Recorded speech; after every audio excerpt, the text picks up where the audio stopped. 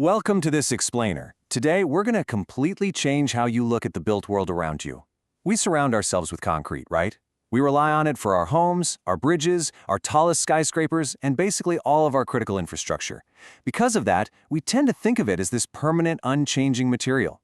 But beneath the surface, there's actually a relentless, invisible war raging. Today, we are focusing on exactly how water slowly kills concrete. So, let's dive right into this apparent paradox and investigate the microscopic murder mystery happening inside our infrastructure. When we hold a piece of hardened concrete, it feels incredibly dense. It seems entirely immune to something as harmless as water. Yet water is the primary vehicle for almost every single form of degradation that concrete experiences. It's the common denominator in the loss of structural durability. When you think about massive, imposing structures like the Hoover Dam, which, by the way, was remarkably designed with a predicted lifespan of over 1,000 years, we just see pure invincibility. It stands as a symbol of sustainable development and engineering triumph. But even structures of this incredible magnitude share a fatal microscopic flaw if they aren't perfectly engineered and maintained. Their longevity is entirely dependent on managing their relationship with water. Section 1. Concrete's hidden capillary network, the microscopic truth. To figure out exactly how water pulls off this crime, we've got to zoom way past the gravel and sand, directly into the cement paste itself. The absolutely crucial point here is permeability. You see, concrete is not an impenetrable shield. It's actually more like a microscopic sponge. During the curing process, as the cement hydrates and the water evaporates, incredibly fine pathways are left behind inside the solid structure.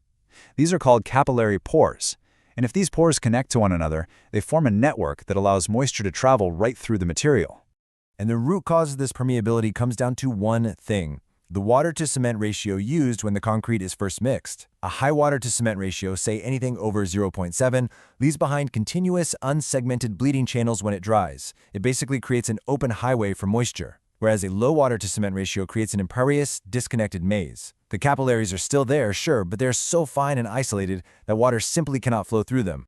Because water acts like a microscopic Trojan horse, sneaking past the gates, engineers actually have to test these pathways.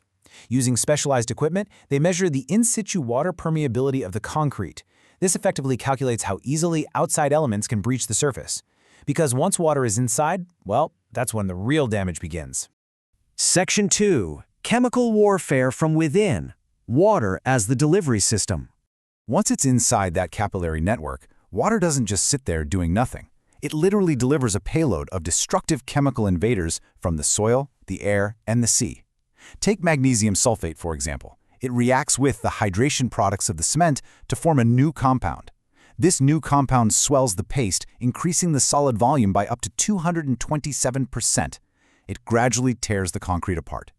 Then you have acids that literally dissolve the concrete's chemical bonds, breaking down the vital calcium hydroxide into a friable, useless mass. Now there's a fascinating diagnostic called the phenolphthalein test.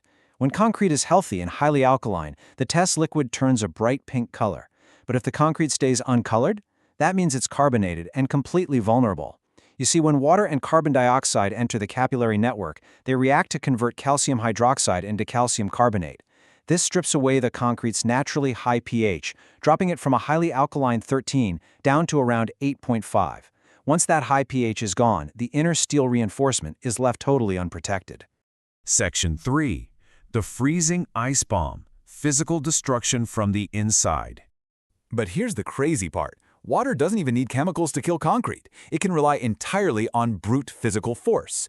Through the freeze-thaw cycle, water literally becomes a microscopic bomb. First, the empty capillaries fully saturate with water. Then, when the ambient temperature drops below freezing, that trapped water turns to ice. And as we know, ice expands by about 9%. Because the ice seals the surface, the remaining water is forced deeper into the fine capillaries, creating a massive hydraulic pressure that rips the concrete apart from the inside. The core mechanism here is simple, but man is it devastating. To quote the engineering principles, the local pressure so generated eventually exceeds the tensile strength of the concrete and causes breakdown. It's this slow, cyclical violence. One freeze-thaw cycle might just create a microscopic fissure, but over dozens, hundreds, or thousands of cycles, it completely overpowers the natural tensile strength of the concrete, leading to severe scaling and crumbling. Section 4. Rusting the steel skeleton, the final blow to reinforced concrete. The most patient, and honestly the deadliest attack, happens when water finally reaches the protective steel skeleton buried deep inside. Intact rebar is incredibly strong, but it can be completely compromised. Once the protective alkaline layer of the concrete is destroyed by carbonation or breached by chloride ions carried in by water, an electrochemical cell is basically set up. Water and oxygen act as the electrolyte, turning the strong steel reinforcement into a flaky, rusting parasite. Now, the absolutely crucial takeaway here is the number 6. Depending on its oxidation state, rusting steel swells up to 6 times its original size. 6 times!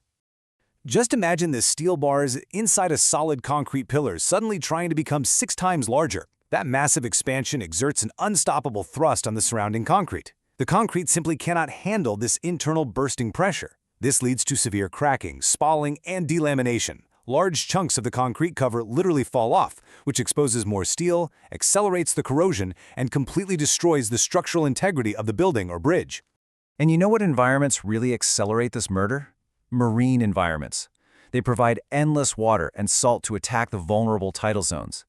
The concrete just above the high water level gets the worst of it, for sure. It faces continuous wetting and drying, endless chloride infiltration from the salt spray, and the sheer physical abrasion of the waves.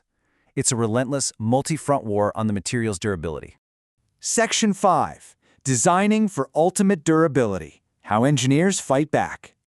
So, what does this all mean for us? How do we actually armor our infrastructure against this relentless microscopic enemy? Well, the absolute best defense is starving the capillary network from the get-go.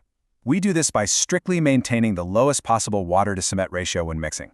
Plus, ensuring thorough, uninterrupted moisture curing allows the cement to fully hydrate, closing up those microscopic pores. Engineers also mandate adequate thick concrete cover over the steel to give it a deeper buffer. They can even mix in chemical corrosion inhibitors like calcium nitrite, which actually stabilize the passive protective layer on the rebar, even if chlorides do break through. Engineers also use some pretty clever physical barriers, like epoxy-coated rebar cages, to completely isolate the steel from any water that does somehow manage to sneak in. By physically coating the steel in a durable polymer barrier, you cut off the electrochemical reaction before it can even begin. Ultimately, the Indian Standard 456 code reminds us of a really stark truth. Survival comes down to careful chemistry and excellent workmanship on the job site. You can have the best structural design in the world, but if the mixing, compacting, and curing aren't handled with total precision, the concrete will be overly permeable, and water will inevitably win the war. So hopefully this explainer has totally changed your perspective on the built world around you, revealing the hidden wars happening inside solid rock. The durability of our civilization's infrastructure isn't just about massive physical strength. It's about winning a microscopic battle against the slow, patient, and highly destructive force of water. Thank you so much for joining me. The next time you look up at a towering concrete skyline, ask yourself, what invisible, microscopic battles are raging inside those walls right now?